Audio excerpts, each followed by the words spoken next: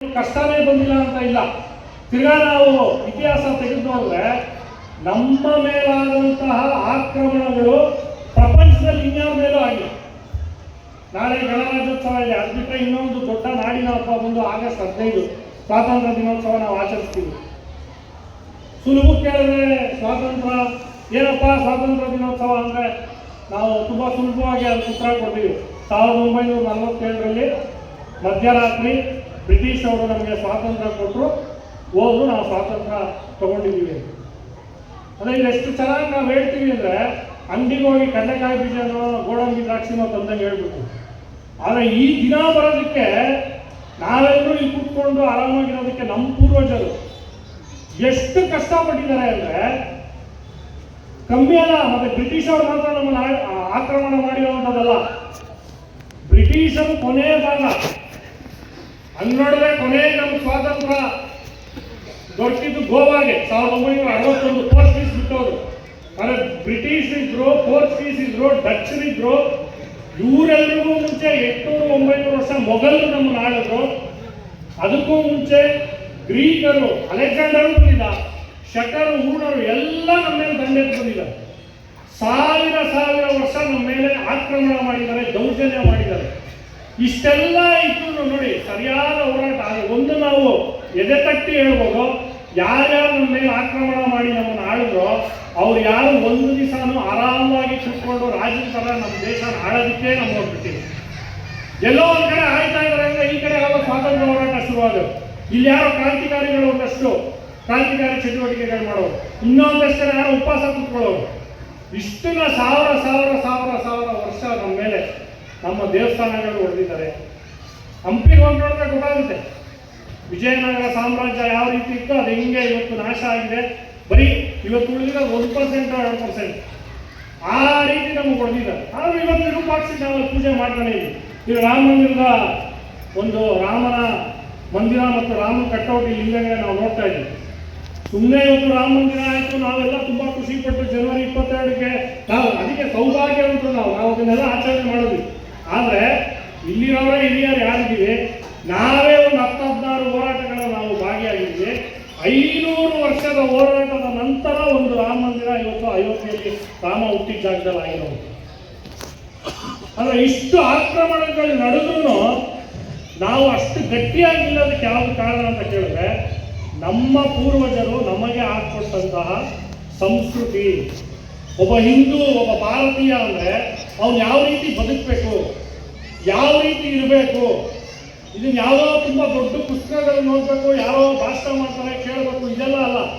ಸಣ್ಣ ವಿಷಯ ನಮ್ಮ ಮನೆಗಳಲ್ಲಿ ನಮಗಿದು ಬಂದ್ಬಿಟ್ಟಿದೆ, ನಮಗೇ ಗೊತ್ತಿಲ್ಲ. ಉದಾಹರಣೆಗೆ ಬೆಳಿಗ್ಗೆ ಎದ್ದೇಳ್ತಾ ಇದ್ದಂಗೆ ಬಲಗಡೆಗೆ ನಾವು ಎದ್ದೇಳ್ತೀವಿ. ಏನಕ್ಕೆ ಎದ್ದೇಳ್ತಾ ಇದ್ದೀವಿ ನಮಗೆ ಗೊತ್ತಿಲ್ಲ. ಏನು ನಿಮ್ಮ ಮಕ್ಕಳನ್ನ ಯಾರಾದ್ರೂ ಕೇಳಿದ್ರೆ ಇಲ್ಲ ಎಡಗಡೆ ಎದ್ರೆ ಅವತ್ತೇನೋ ನಮ್ಗೆ ಕೆಟ್ಟದಾಗುತ್ತೆ, ಅದಕ್ಕೆ ಬಲಗಡೆ ಎದ್ದೇಳ್ತೀವಿ ಅಮ್ಮ ಹೇಳಿದ್ದಾರೆ. ಆದರೆ ಅದ್ರ ಹಿಂದೆ ಕಾರಣ ಏನು? ಇವತ್ತು ಜಗತ್ತು ಹುಡುಕ್ತಾ ಇದೆ. ಅವ್ರು ಹೇಳ್ತಾರೆ ಬಲಗಡೆ ಎದ್ದೇಳ್ಬೇಕು, ರಾತ್ರಿ ಎಲ್ಲ ಜಡವಾಗಿ ಮಲಗಿರ್ತೀವಿ, ಒಂದೇ ಸತಿ ಎಡಗಡೆಗೆ ಭಾರ ಹಾಕಿದ್ರೆ ಎಡಗಡೆ ನಮ್ಮ ಹೃದಯ ಇದೆ, ಅದಕ್ಕೋಸ್ಕರ ಬಲಗಡೆ ಎದ್ದೇಳಬೇಕು. ಕೋಟಿ ವೃಕ್ಷಗಳಿದೆ, ಎಲ್ಲ ವೃಕ್ಷಕ್ಕೂ ನಾವು ವೃಕ್ಷೋ ಬ್ರಹ್ಮ ಅಂತ ಪೂಜೆ ಮಾಡ್ತೀವಿ.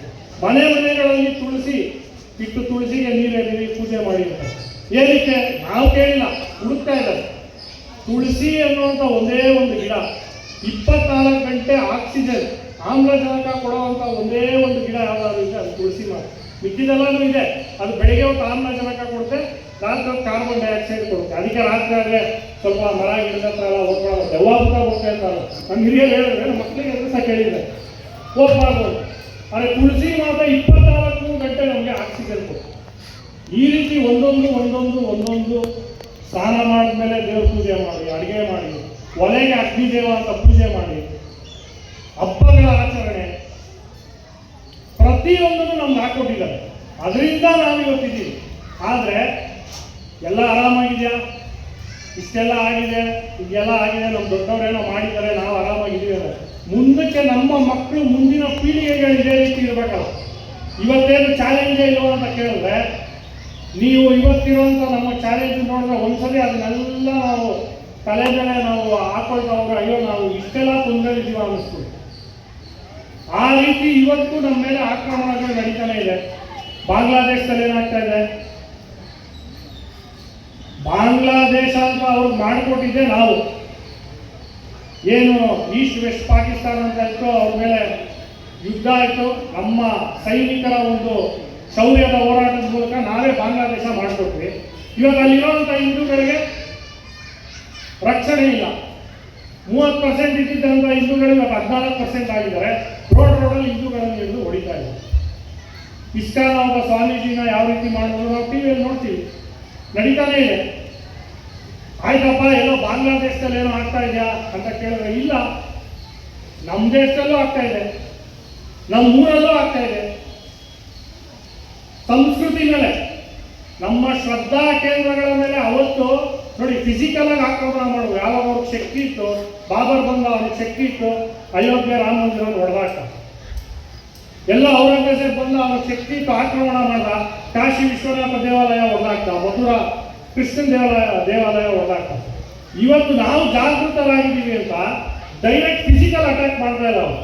ನಾವು ಸ್ವಲ್ಪ ನೆನಪಿಸ್ಕೊಂಡ್ರೆ ಇತ್ತೀಚೆಗೆ 3 ತಿಂಗಳ ಮುಂಚೆ ಏನು ಮಾಡಿದ್ರು, ನಮ್ಮ ಶ್ರದ್ಧಾ ಕೇಂದ್ರ ಧರ್ಮಸ್ಥಳ ಮಂಜುನಾಥನ ಮೇಲೆ ಎಷ್ಟು ಅಪಕೀರ್ತಿ ತರೋದಕ್ಕೋಸ್ಕರ ಒಂದು ಯೋಜಿತವಾಗಿ 100 ಹೆಣ ಅಲ್ಲಿದೆ. ಯಾವ ರೀತಿ ಮಾಡಿದ್ರು? ನಮ್ಮ ಶ್ರದ್ಧಾ ಕೇಂದ್ರ ಫಿಸಿಕಲ್ ಅಟ್ಯಾಕ್ ಇಲ್ಲ, ಬೇರೆ ರೀತಿ. ಅದಕ್ಕೂ ಸ್ವಲ್ಪ ಹಿಂದಕ್ಕೆ ಹೋದ್ರೆ ಶಬರಿಮಲೆ ಮೇಲೆ ಎಷ್ಟು ಇದು ಮಾಡಿದ್ರು. ಶಬರಿಮಲೆ ಮೇಲೆ ಭಕ್ತಿ ಇರುವಂತ ನಮ್ಮ ಮಾತಾ ಭಗಿನಿಯ ತಾಯಂದಿರು ಯಾರಿದ್ದಾರೆ ಅವ್ರಿಗೇನು ಶಬರಿಮಲೆ ಮೇಲೆ ಇಶ್ಯೂ ಇಲ್ಲ. ಅವರೆಲ್ಲ ಹೋಗ್ಬಿಡ್ತೀವಿ ಅಯ್ಯಪ್ಪನ ನೋಡ್ತೀವಿ ಅಂತ ಹೇಳ್ತಾರಲ್ಲ, ಅವ್ರಿಗೆ ಇದೇ ಮನೆಯಲ್ಲಿರುವಂಥ ಗಂಡು ಮಕ್ಕಳಿಗೆ